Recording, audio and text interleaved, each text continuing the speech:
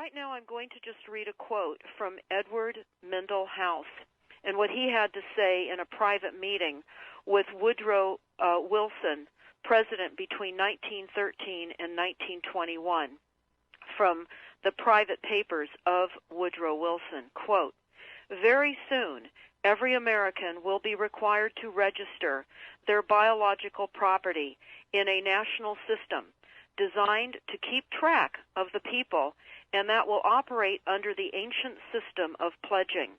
By such methodology, we can compel people to submit to our agenda, which will affect our security as chargeback for our fiat paper currency. Every American will be forced to register or suffer not being able to work and earn a living. They will be our chattel, and we will hold the security interest over them forever by operation of law merchant under the scheme of secured transactions. Americans, by unknowingly or unwittingly delivered the bills of lading to us, will be rendered bankrupt and insolvent, forever to remain economic slaves through taxation secured by their pledges. They will be stripped of their rights and given commercial value, designated to keep us a profit that will be none the wiser. For not one man in a million could ever figure out our plans, and if by accident one or two would figure it out, we have in our arsenal plausible deniability. After all, this is the only logical way to fund government, by floating liens and debt to the registrants in the form of benefits and pledges. This will inevitably reap us huge profits beyond our wildest of expectations and leave every American a contributor to this fraud, which we will call social insurance. Without realizing it, every American will insure us for any loss we may incur, and in this manner, every American will unknowingly be our servant, however begrudgingly. The people will become helpless, without any hope for their redemption, and we will employ the high office of the President as our dummy corporation to foment this plot against America.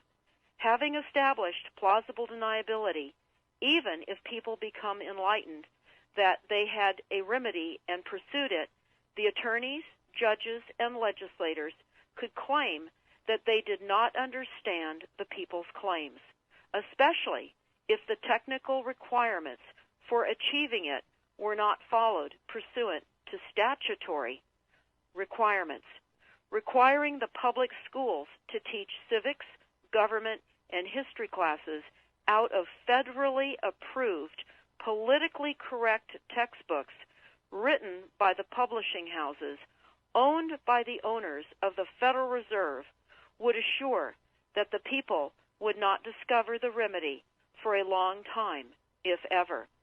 I would recommend that everyone read Fruit from a Poisonous Tree by Melvin Stamper, M-E-L-V-I-N, Stamper, S-T-A-M-P-E-R. That is Fruit from a Poisonous Tree. This is out of Chapter 2 of Fruit from a Poisonous Tree.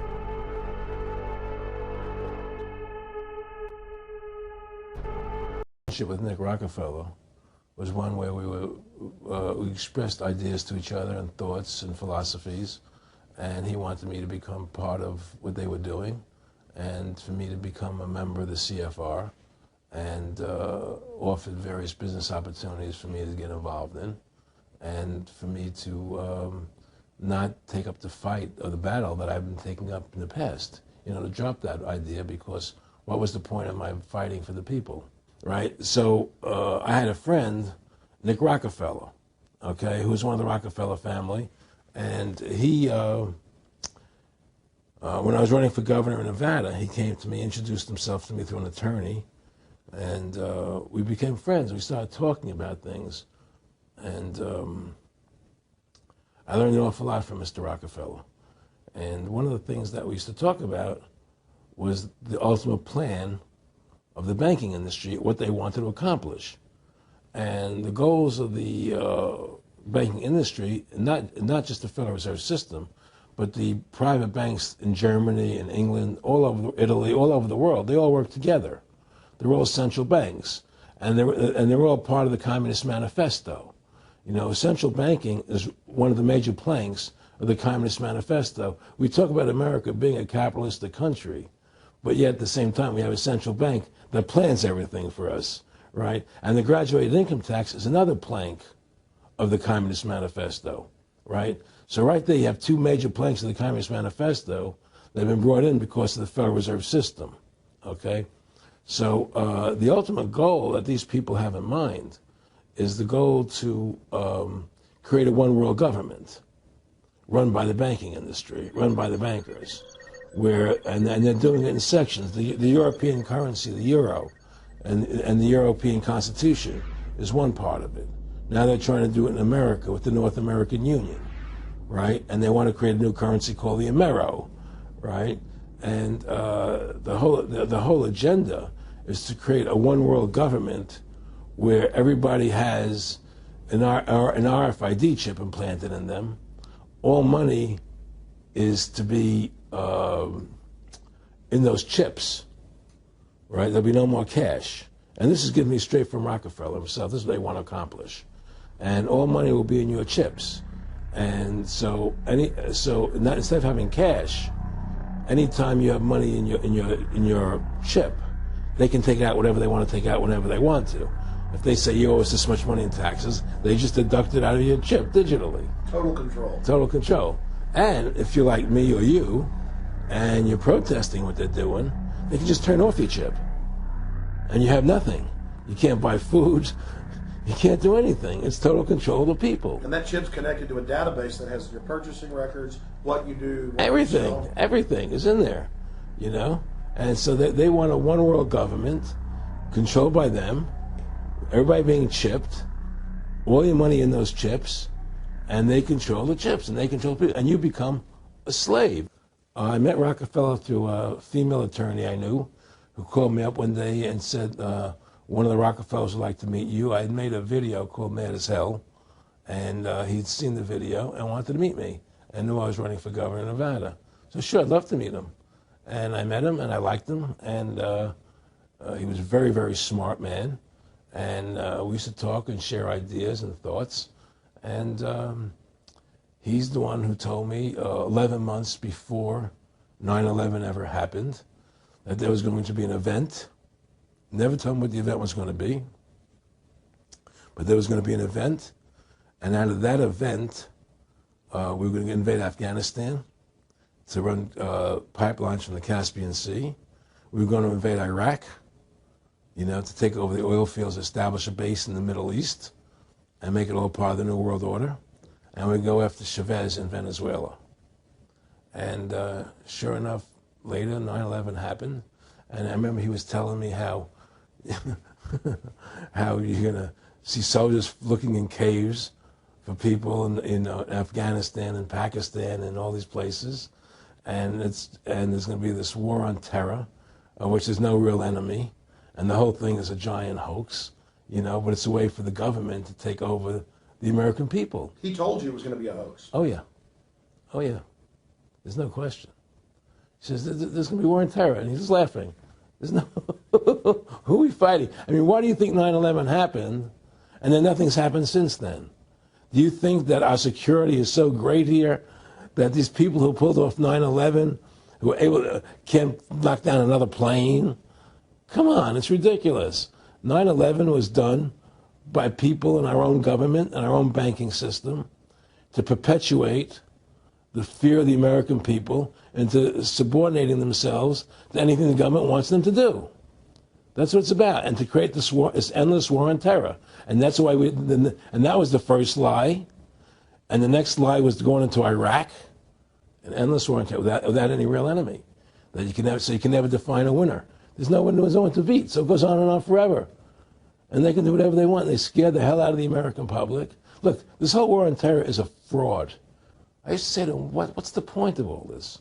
You have all the money in the world you need. You have all the power you need. What's the point? What's the end goal? And he said the end goal is to get everybody chipped, to control the whole society, to have the bankers, the elite people, the bankers and some governor controlling the world. And I said, all the people in the Council on Foreign Relations believe this way you do? He said, no. Most of them believe they're doing the right thing. A lot of them believe it's better off being socialistic. We have to convince people that socialism is really capitalism. Well, one of the things they told me was that he was at the house one night, and we were talking, and he started laughing. He said, Aaron, what do you think women's liberation was about? And I said, I had pretty conventional thinking about it at that point. I said, I think it's about women having the right to work, getting equal pay with men, just like they won the right to vote, And he started to laugh. He said, you're an idiot. And I said, why am I an idiot? He said, let me tell you what that was about. We, the Rockefellers, funded that. We funded women's lib, And we're the ones who got all over the newspapers and television, the Rockefeller Foundation. He says, and you want to know why? He says, there were two primary reasons. And one reason was we couldn't tax half the population before women's lib. And the second reason was, now we get the kids in school at an early age. We can indoctrinate the kids how to think. It breaks up the family. The kids start looking at the state as the family, as the school, as the officials, as their family, not as the parents teaching them. And so those are the two primary reasons for women's lib, which I thought up to that point was a noble thing. When I saw their intentions behind it, where they were coming from when they created it, the thought of it, I saw the evil behind what I thought was a noble adventure. And here we